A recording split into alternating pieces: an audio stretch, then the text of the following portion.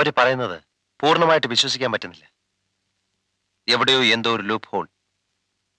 ഒരൊറ്റ loop whole ബാക്കിയിട്ടിട്ടാണ് ആ സ്ത്രീ സംസാരിക്കുന്നത്. I have my own doubts. ആ ഒറ്റ ലൂപ്പ് ഹോളും അയാളുടെ അവസാനത്തെ അപൂർണ നോവലിൽ നഷ്ടമാകുന്ന ആ വയറ്റിൽ കണ്ണിയും സ്വന്തം മരണം എഴുതി വെച്ചതിന് അറം സംഭവിച്ചതുപോലെ കേസും. അങ്ങനെ സംഭവിക്കില്ല. തോൽവിയുടെ മുഖം കണ്ട് ഫ്രസ്ട്രേറ്റഡ് ആകാൻ വേറെ ആളെ നോക്കണം. ആ 3 സ്ത്രീകൾക്കും ഈ മർഡറിൽ പങ്കുണ്ട്. 3 സ്ത്രീകളെന്ന് പറയുമ്പോ? ഭഗിനി സേവാമയ്ക്ക്, നിന്റെ ഫ്രണ്ടിന്റെ അമ്മയ്ക്ക്, പിന്നെ നിന്റെ ഫ്രണ്ടിന് ശില്പയ്ക്ക്. ആ തള്ളേ മോളെ ഇന്ന് രാത്രി തന്നെ കസ്റ്റഡിയിൽ എടുക്കണം. പോലീസ് സ്റ്റേഷനിൽ വന്നാൽ മാത്രം മുഴുവൻ നേരും പറയുന്ന ഇനങ്ങൾ അത് രണ്ടും. ചേട്ടാ, ശില്പ അവളെ എനിക്ക് ഒന്നുകൂടെ ക്വസ്റ്റ്യൻ ചെയ്യണം. അമ്മ ഒളിച്ചു വെക്കാൻ ശ്രമിക്കുന്ന ആ ഒരു ക്രൂഷ്യൽ പോയിന്റ് ചിലപ്പോ ആ പെണ്ണിന്റെ കയ്യിൽ നിന്ന് എനിക്ക് പോയിച്ചെടുക്കാൻ സാധിച്ചേക്കും. ആ സ്ത്രീ ഡീപ്പാണ്. എല്ലാ എവിഡൻസും എതിരാണെന്ന് അറിഞ്ഞിട്ടും അവരിപ്പോഴും ഒരു തുരുമ്പി പിടിച്ച് രക്ഷപ്പെടാനുള്ള ശ്രമത്തിലാണ്. ഇപ്പൊ പറഞ്ഞതിൽ നിന്ന് മാറി വേറൊന്ന് പറയാൻ കൂട്ടാക്കുന്ന ടൈപ്പ് അല്ല അവര്. മോള് കൊച്ചുവെണ്ണല്ലേ. പോലീസ് മുറയിൽ ശരിക്കുള്ള ഒരൊറ്റ ഇന്ററോഗേഷനിൽ ആ പെണ്ണിന്റെ കയ്യിൽ നിന്ന് സത്യം പുല്ലുപോലെ പുറത്തു വരും. ശില്പെ അറസ്റ്റ് ചെയ്യണ്ട ചേട്ടാ. വേണേൽ ഇവിടെ വിളിച്ചു വരുത്തി. പോരാ, പോലീസ് സ്റ്റേഷന്റെ ഭിത്തി കണ്ടാലേ ചിലർക്ക് സത്യം പറയാൻ നോക്കൂ. ആ കുട്ടിയെ വെറുതെ ഉപദ്രവിക്കുന്നത് കഷ്ടമാണ് ചേട്ടാ. എപ്പോഴും ചിരിച്ചു കാണുമെങ്കിലും ഉള്ളിൽ എപ്പോഴും കരയുന്ന പെണ്ണാണ് അവൾ.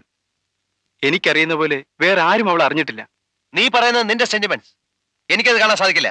ഇപ്പൊ ഈ സ്റ്റേജില് ഭഗിനി സേവാമായി കസ്റ്റഡിയിലായെന്ന് കണ്ടപ്പോ അവരിൽ നിന്നെങ്ങാനും സത്യം ലീക്ക് ചെയ്താലോ എന്ന് ഭയന്ന് ഡീറ്റെയിൽഡ് ആയിട്ട് ആലോചിച്ചുറച്ച 2 വേറെ വേറെ കഥകൾ പറഞ്ഞ് എന്നെ വഴിതെറ്റിക്കാനുള്ള ശ്രമത്തിലാണ് ആ സ്ത്രീയും മോളും.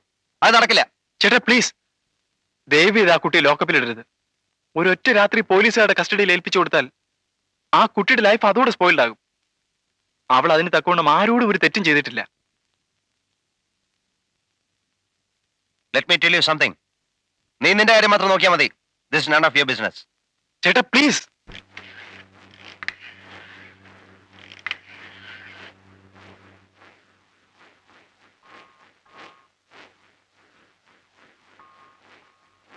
ഹലോ, സ്റ്റേഷനല്ലേ?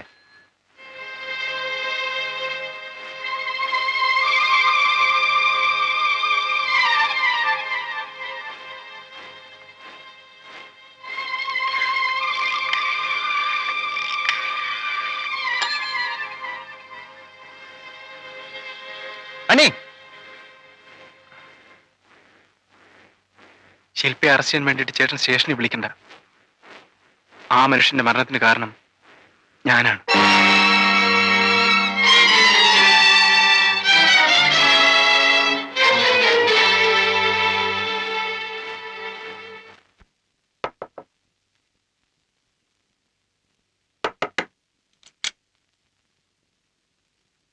ശില്പയല്ലേ? ആന്റിയെ വിളിച്ചാലും മതി. അനിൽ എന്ന് പറഞ്ഞാൽ അറിയും.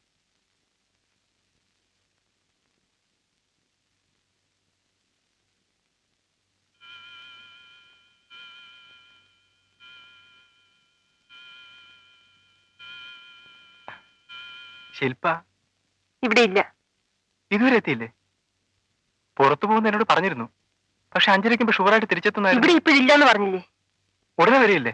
എനിക്കറിയില്ല. അവളുടെ പ്രോഗ്രാംസ് ഒക്കെ എന്നേക്കാൾ നന്നായിട്ട് ഈടെ നിങ്ങളെപ്പോലുള്ളമാർക്കല്ലേ അറിയുന്നത്. എന്നോട് പറഞ്ഞതനുസരിച്ചാണെങ്കിൽ ആ കുട്ടി ഇപ്പോഴേക്ക് മടങ്ങിയെത്തണം. വരുന്നവരെ ഞാൻ വെയിറ്റ് ചെയ്യാം. വേണ്ട, എനിക്ക് എന്റെ ചില ഗറ്റ്സ് വരാനുണ്ട്. അതിന് ഞാനിവിടെ ഇരുന്നു എന്ന് വെച്ച്.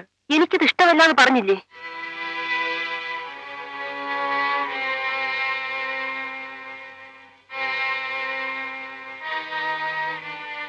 ഇത് ഞാൻ ആ കുട്ടിക്ക് വേണ്ടി വാങ്ങിയൊരു ബർത്ത്ഡേ ഗിഫ്റ്റ് ആണ്. വരുമ്പോ ഞാൻ കൊണ്ടുവന്നാണെന്ന് പറഞ്ഞു നേൽപ്പിച്ചേക്കോ?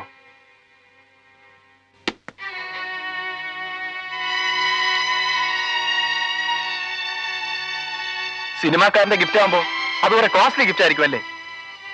അത് വാങ്ങിയിട്ട് മോള് തിരിച്ചു വരാൻ സ്വല്പം വൈകിയാലും നിങ്ങൾക്ക് അതൊരു പ്രശ്നമല്ലാന്ന് മനസ്സിലായി. മറ്റുള്ളവരെ അറിയുന്നതാ പ്രശ്നം. എന്നോട് ആ കുട്ടി പറഞ്ഞിരുന്നു അവളിന്ന് വൈകിട്ട് അയാളുടെ അടുത്ത് പോകുമെന്ന്. പോകരുതെന്ന് ഞാൻ പറഞ്ഞതാണ്. പക്ഷെ എങ്ങനെ പോകാതിരിക്കും? അമ്മ തന്നെ നിർബന്ധിച്ച് പറഞ്ഞയക്കുകയാണെന്ന് ഇപ്പോഴാണ് അറിഞ്ഞത്. മോളെ ഒരു കാശുകാരൻ ഒറ്റയ്ക്കിരിക്കുന്ന കോട്ടേജിലേക്ക് പറഞ്ഞയച്ചിട്ട് നാണമില്ലാതെന്ന് പറയുന്നു. വരാൻ ഇരുട്ടുമെന്ന്. 1000ന്റെ കെട്ടുകളും കൊണ്ട് മോള് തിരിച്ചു വന്നാൽ പ്രൊഫസർക്കായാലും പുളിക്കില്ലെന്ന് മനസ്സിലായി. ഷൗട്ട് ചെയ്യരുത്. പോ വെളിയില്. ഇറങ്ങി പോവാനാ പറഞ്ഞത്. നല്ല കാശുണ്ടാക്കാം. പെണ്ണിന് പ്രായമേ വരുന്നല്ലേ ഉള്ളൂ. I say you get out.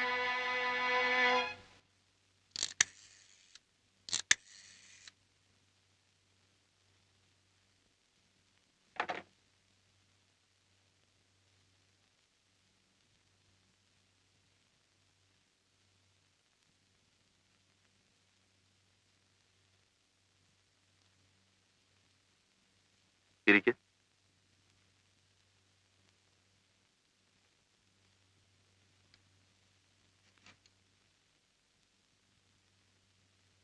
മനസ്സിലായില്ല.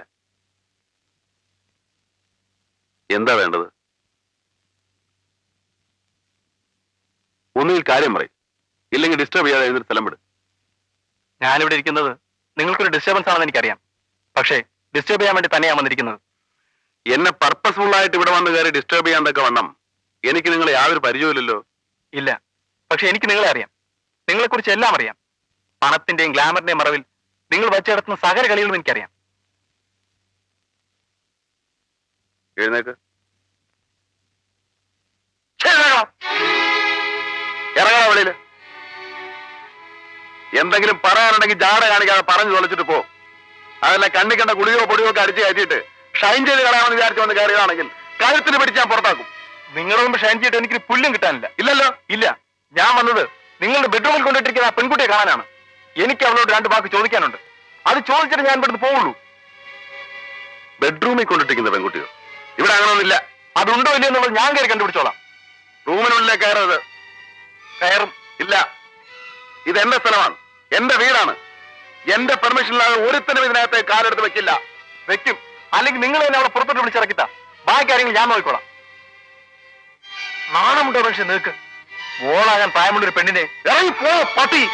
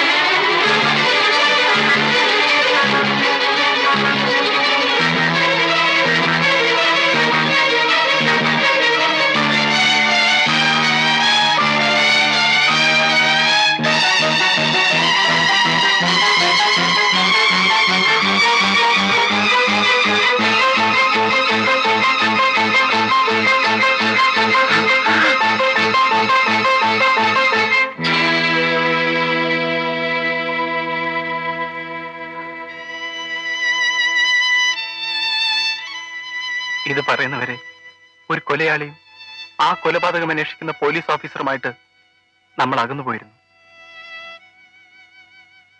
ഒരേ ബെഡിൽ കിടന്നെങ്കിലും എനിക്കെന്റെ ചേട്ടനെ പേടിയായിരുന്നു. ഇപ്പോ എനിക്കെന്റെ ചേട്ടനെ തിരിച്ചു കിട്ടിയതുപോലെ, എന്റെ പേടിയെല്ലാം എവിടെയോ പോയതുപോലെ.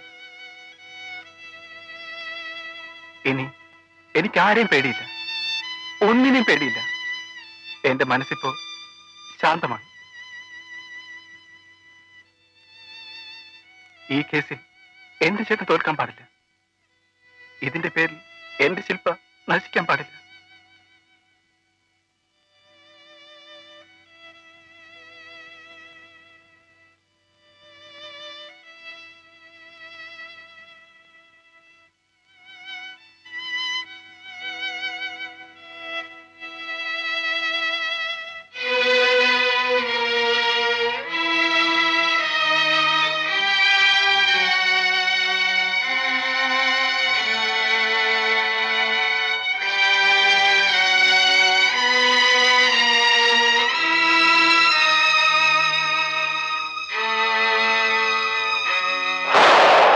അതെ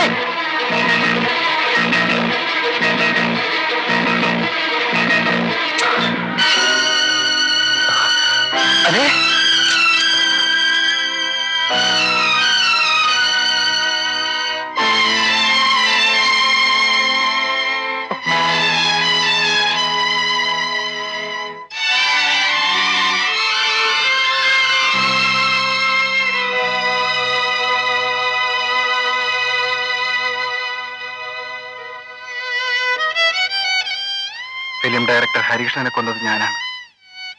ഞാൻ മാത്രമാണ്. മറ്റാർക്കും അതിലൊരു പങ്കുമില്ല.